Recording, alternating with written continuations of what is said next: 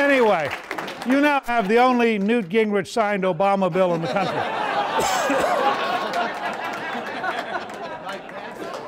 And just so that no blogger gets it wrong, it would have been a veto signature if I'd gotten the bill. So, here's why it's dangerous.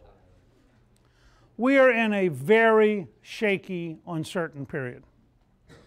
Because of Obama's class warfare and Obama's bureaucratic socialism, we are faced with a very real prospect that this economy can get worse, not better. Because of the weakness of the euro and what's happening in Greece and Italy and Spain and Portugal, you could see the kind of shock that would carry the economy down to 11, 12, 13% unemployment. Because of the challenges in the Middle East, my newsletter came out today from Gingrich Productions, which is the company that Clister runs, and I do a weekly free newsletter through Human Events. I listed 8 different problems in the Middle East that should worry us. So you can imagine a shock there. I mean, I'm just saying, when the economy is, we're currently living through the Obama stagnation, where month after month we're around 9.1%. By contrast, if you go to my campaign site, which is newt.org, just my first name, when the unemployment numbers came out, we put out a press release that outlined in the Reagan cycle, if you take the highest month of unemployment which Reagan inherited from Carter, and you take the highest month of unemployment which Obama inherited from Bush. I think that's fair to say. These guys each came in, they had a problem. Well, they didn't make the problem. The difference is the Reagan policies, lower taxes, less regulation, American energy, and praising people who create jobs. Those policies created such a rapid recovery that by Friday a week ago, if Reagan's policies had been implemented instead of the stimulus, there would be 3,700,000 more Americans at work than there are under Obama. Now that's a definable number, which is why I say that Obama is the best food stamp president in American history, because at the rate he's going, everybody will have a chance to get food stamps. And I think the biggest issue next year will be food stamps versus paychecks. Now, we have 2 projects underway for people who care about the Tea Party movement, both of them built around the Declaration of Independence, the Constitution, and the Federalist Papers. And I wrote a book this year. Clista and I, not only did she create Sweet Land of Liberty with Alice the Elephant, but we also did a movie called A City Upon a Hill, and we did a book called A Nation Like No Other, which takes the Founding Fathers and applies them to today. So we have 2 projects you can participate in. Adam Waldeck is in charge of them. One is what we call Team 10. And that's the idea of finding out if I'm going to propose a contract with America, just as we did in 1994. One of the bills, and it'll be a very specific, limited number of things that we're going to focus on. One of the bills will be a 10th Amendment Enforcement Act to return power back home. Amen. And so Team 10 is designed to give people a place where you can come and you can propose what you think ought to be in a 10th Amendment Enforcement Act.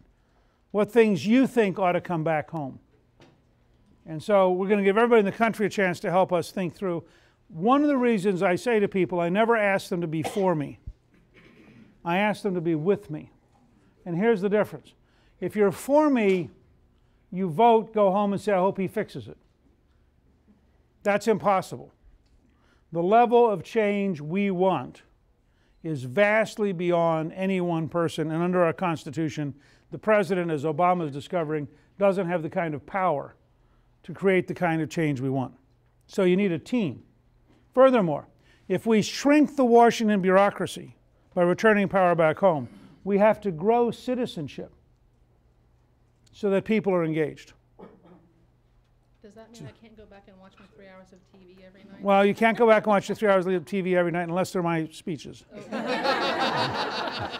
One comment. Yes. You're all for it, we're all for it. We want America back. Right. That's what we want. That's what this is about. We want it back. And I think we'll get it back. I think we can build a campaign that picks up a dozen Senate seats, 20 or 30 House seats, and that creates a wave of change. But it has to be a principle-based, solutions-based campaign where the whole point of the general election next year is two choices. And I think we'll beat Obama on two grounds: performance and values. And so that's the heart of this. The second project we're going to have is called On the First Day.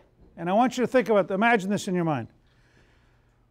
About an hour after the inaugural address on January 21st, I'll go into a room with TV coverage and I'll sign between 50 and 200 executive orders, all of them within the law. None of them are changing the law, because you can't change the law by executive order. Obama's trying, but he can't. It's illegal. I don't know what they'll all be. We're going to publish every one of them by October 1st next year. So they'll all be on the internet. So everybody will know what will happen the first day. It won't be a big surprise. And so if we get into a debate with the president and he says, well, I'm really for that too, we just pull out the executive order and say, fine, then sign this. Oh. Now, I can't tell you what all the executive orders will be, but I'll give you two that I know are going to be on the first executive order we'll sign will abolish, as of that moment, all the White House czars.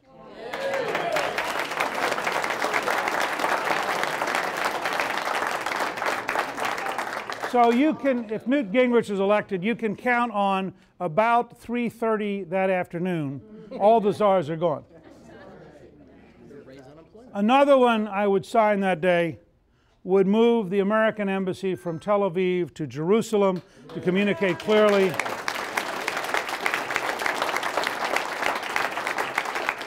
The only country in the world that we do not allow to define their own capital is Israel, and as the only functioning democracy in the Middle East, it is profoundly wrong for our State Department to be so consistently anti-Israeli, and that would be a signal that things are changing. So those are some examples of the kind of projects we're doing. Now I'm going to close this part and take questions, but I want to tell you one story that some of you probably heard about, and I want to expand on it just for a minute. How many of you have heard about the Gibson guitar raid? Okay. I just want to take a minute to walk you through this, because I think it is an astonishing example of the abuse of power by this administration. I think what you're going to find is that the Solyndra case in California, where we're now beginning to discover from emails that there was clearly corruption in the White House. And they rushed through loan guarantees that they were warned not to rush. We're talking about, I think, $565 million of your money that the Obama team rushed through. Okay? And this should sober everybody up who thinks that presidents can pick winners and losers. The Gibson Qatar case will be the other example. Gibson Qatar, and I don't quite get yet whether it's because their CEO donates to Republicans or what the deal is, and I'm urging the Congress to subpoena every document at Justice, Homeland Security, and Fish and Wildlife that relates to these guys, because this is, to me, this would be a comedy show if it weren't tragic, and it's a threat to every American. In 2009, the Obama administration raids the Gibson Guitar Company, which has been around since 1890-something, and they seize 6 guitars because they were made out of Madagascar wood, which they claim, the government claims, is inappropriate, even though the government of Madagascar gave them a letter saying it was fine, and it was approved by the U.S. Embassy in Madagascar. They seized 6. No charges are filed. To the best of my knowledge, they have not given back the 6 guitars. They're very nice guitars, too, by the way. The Gibson guitar, I don't play guitar, but I understand that they're very high-quality guitar. Absolutely.